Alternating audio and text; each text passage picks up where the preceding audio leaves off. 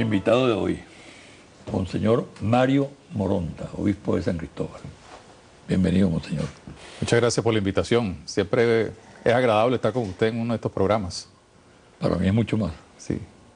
sinceramente. Bien, yo le agradezco esta invitación y bueno, vamos a tratar ¿Cómo no? de compartir con el pueblo que nos está escuchando y viendo. Usted es un gran interlocutor. Gracias.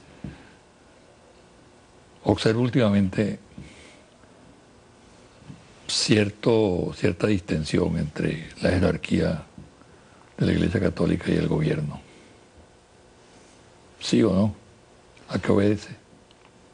Bueno, yo creo que sí ha habido una distensión. Yo creo que se ha ido fortaleciendo algunos puentes y la necesidad de dejar la diatriba y convertirla en diálogo, ¿no? Siempre habrá de lado y lado gente que prefiere el encontronazo. Pero los que creemos en el diálogo, creo que esa tarea de tender puentes, de entender, de ser entendido, de comprender y de reconocer aquello que nos une, que es el servicio a la gente. La iglesia no es una estructura de poder para ir en contra del país o de un gobierno, sino sencillamente una sociedad, un grupo de personas, el pueblo de Dios, como solemos decir, que está al servicio de la gente. Y tiene que dialogar con todos. En este sentido, fíjese que tanto Juan Pablo II, Pablo VI, por supuesto, que fue el gran promotor del diálogo, y de manera especial el Papa Benedicto XVI nos están dando unas lecciones muy, muy hermosas de lo que significa dialogar. Hace poco en Asís, el Papa se reunió con más de 300 personas, donde incluso había ateos, para dialogar sobre aquello que une a la humanidad. Obviamente, desde la fe. Curiosamente, hubo dos ateos, uno de ellos mexicano, que incluso habló sobre aquello que une, no sobre lo que desune. Y cómo ese ejemplo hay que después vivirlo en micro y en macro, como suelen decir los sociólogos, es decir, en la familia, en las comunidades, y luego pues también a los niveles de nación. Y yo creo que se han dado algunos pasos bastante importantes, bastante interesantes. Todavía yo creo que hay mucho camino por recorrer. Y el paso no es solamente, dijéramos, entre lo que es el Estado, el gobierno o los gobiernos regionales, sino también en otros sectores de la sociedad que necesitan abrirse mucho más a ese diálogo y el encuentro. Para que pueda haber diálogo, tiene que haber dos personas, por lo menos. Pero además de eso, tiene que haber encuentro. No hay diálogo si no hay encuentro. Y el encuentro comienza reconociendo aquellas cosas que nos unen, para luego poder superar aquellas cosas que nos separan o que nos puedan dividir. Usted insiste mucho en su mensaje en las cosas que nos unen. Concréteme. ¿Qué puede unir? ¿Qué es lo que más puede unir a los venezolanos? Dejando de lado el clima o el anticlima de la polarización. Bueno, yo creo que nos tiene que unir varias cosas. Primero, desde lo más sencillo, como es el lenguaje, la vida. Bueno, la vida es lo más sencillo y lo más complejo a la vez.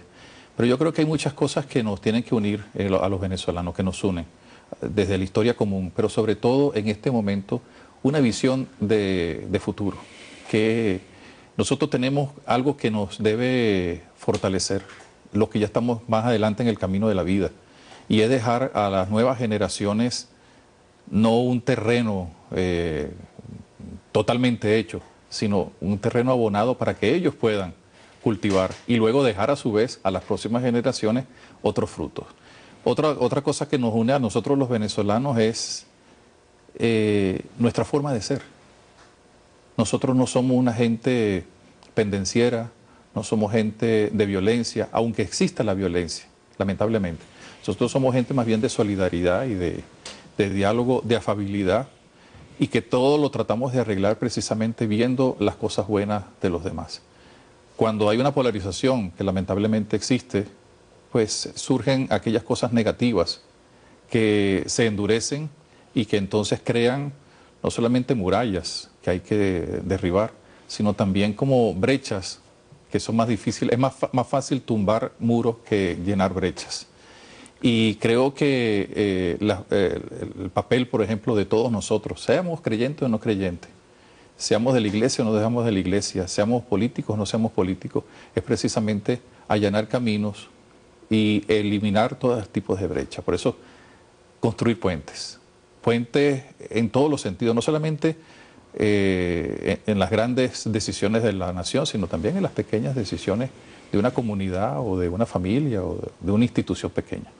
Si usted admite, monseñor, que efectivamente hay cierta distensión que no se veía hasta hace pocos meses y que se está generando una especie de nuevo clima al calor de algunas iniciativas.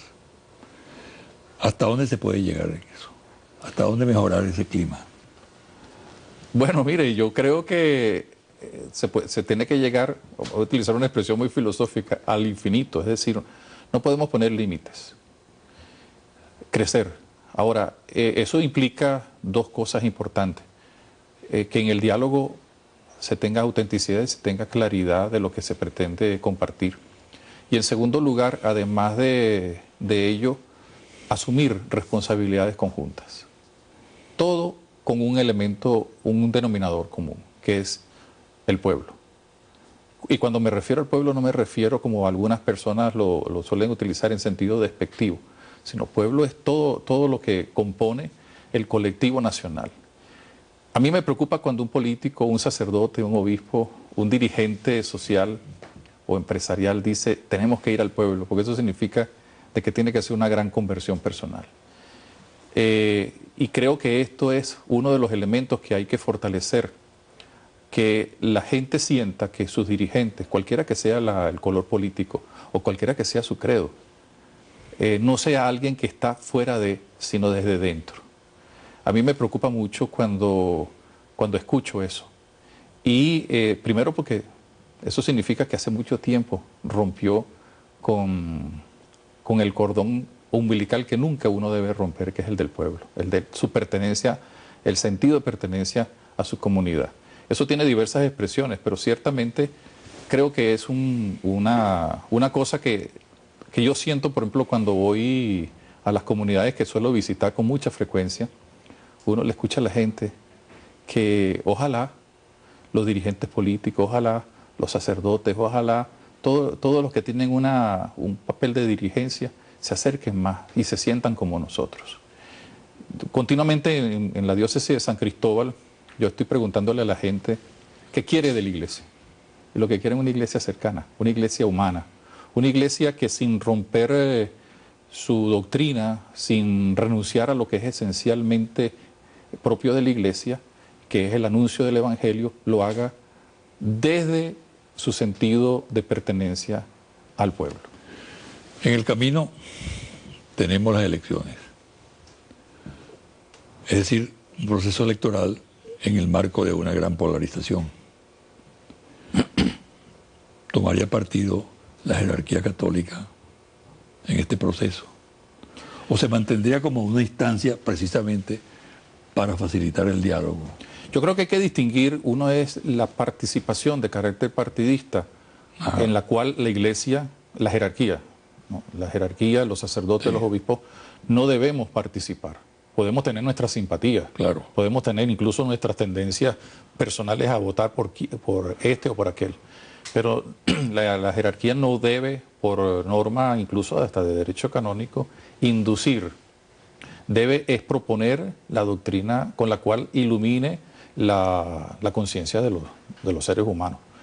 Pero lo que sí debe hacer la iglesia es participar en todo lo que signifique, la animación, el respeto de las decisiones que se vayan tomando en cada una de las próximas elecciones, es decir, se respeten los resultados y facilitar, como lo ha hecho siempre. Usted es consciente de que aún en medio de las posibles tensiones que haya habido, o de las reales tensiones que ha habido, la iglesia siempre ha facilitado pues sus infraestructuras e incluso su personal para apoyar todos los procesos electorales. Ahora, una cosa es ese tipo de participación, y la participación que la iglesia, la jerarquía debe también expresar en eso, en el tender puentes, en ofrecer lugares de encuentro para el diálogo o para que la gente conozca los diversos candidatos. Eso siempre lo ha hecho, debe hacerlo, pero otra cosa es hacerlo con la autonomía propia de la iglesia y otra cosa es hacerlo con una